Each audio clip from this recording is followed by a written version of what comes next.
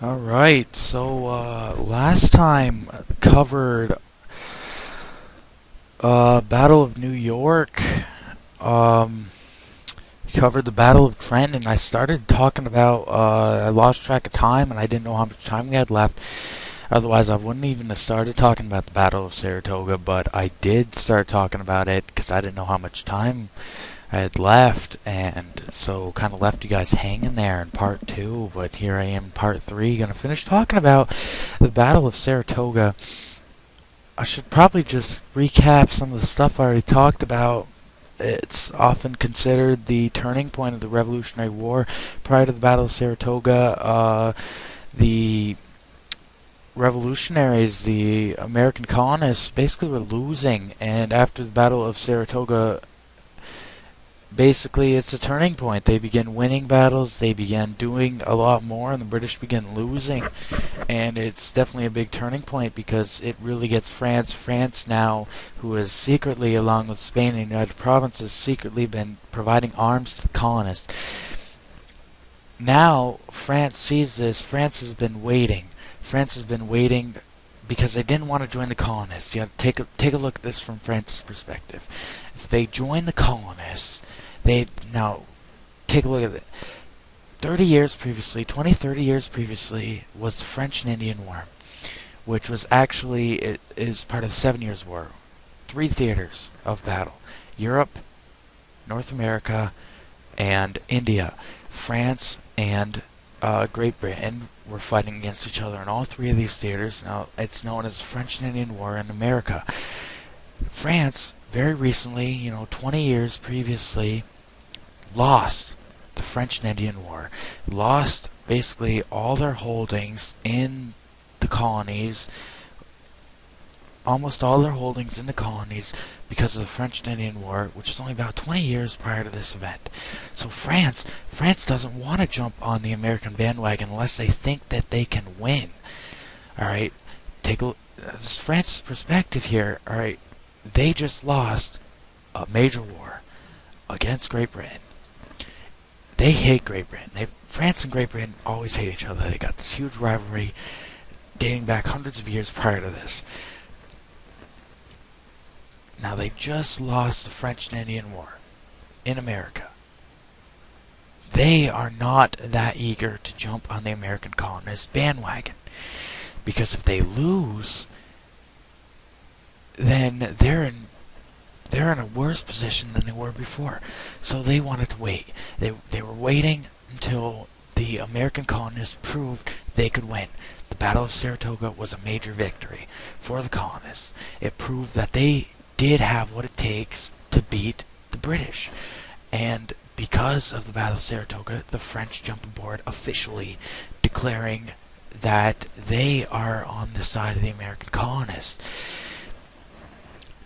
So that's definitely a major event, getting France to join in. That's one of the reasons why the Battle of Saratoga was a huge boost to morale, and also, the fact that France was now on the bandwagon, I should say.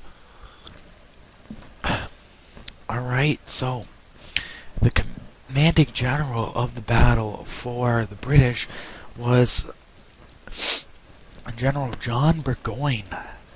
I don't know if I'm pronouncing that right. You can feel free to correct me if I'm wrong, guys. But General John Burgoyne was in command of the British forces, which come down from Quebec in this region, and basically they come down, they take Ticonderoga. The major job that Burgoyne had: take the Lake Champlain Seaway and take the Hudson River Seaway down here. Now the British command New York. They command the southern part, but the American colonists command this area right here. They command Lake Champlain because they command Ticonderoga, which is right about here. So they command Lake Champlain. The British command Quebec, so they command the St. Lawrence Seaway. But the British command the southern Hudson, the Americans command the Lake Champlain and the northern Hudson. And basically, the British come down from Quebec. Burgoyne comes down from Quebec, takes Ticonderoga. Alright. And then there's the Battle of Bennington, somewhere around this area is Bennington, Vermont, and basically he comes down. He tries to. He takes Ticonderoga. He has to leave a force to Sentry-Site Ticonderoga, so his force falls a little bit there. He also sends about 1,000 soldiers to Bennington to take more supplies. He's running low on supplies. He needs supplies. He sends about 1,000 soldiers to Bennington. The 1,000 soldiers that he sent to Bennington were defeated by militia at the Battle of Bennington, and so he loses that 1,000. He loses that 1,000 soldiers. They're killed or captured. He also doesn't get the supplies, so he's still running low on supplies. He just lost 1,000 soldiers. He keeps coming down, and eventually he's met by Horatio Gates, who has stationed his soldiers and fortified an area south of Saratoga. Excuse me. He meets Horatio Gates, and they exchange, and this is the Battle of Saratoga. They fight each other. Benedict Arnold. Now this is a big issue right here. Benedict Arnold is at the Battle of Saratoga. He is not a traitor yet. He's often depicted as the traitor of the colonies. Eventually he will turn over to the British side. At this point in time, he is still a colonist. And he is at the Battle of Saratoga. The battle's kind of looking grim for Horatio Gates. Benedict Arnold basically takes Horatio Gates' soldiers and he charges. He charges the British soldiers and wins. That charge was a huge blow to the British morale, the British army. They were defeated. That charge is very famous. But Horatio Gates takes the credit for the entire battle. He was the commanding officer. Benedict Arnold was an officer, but he was under the command of Horatio Gates. Horatio Gates is a superior officer in this situation. Basically, Benedict Arnold leads this charge. He takes the soldiers. He leads this charge. And it basically is the final blow to the British. They lose the battle. But Horatio Gates takes the credit for everything.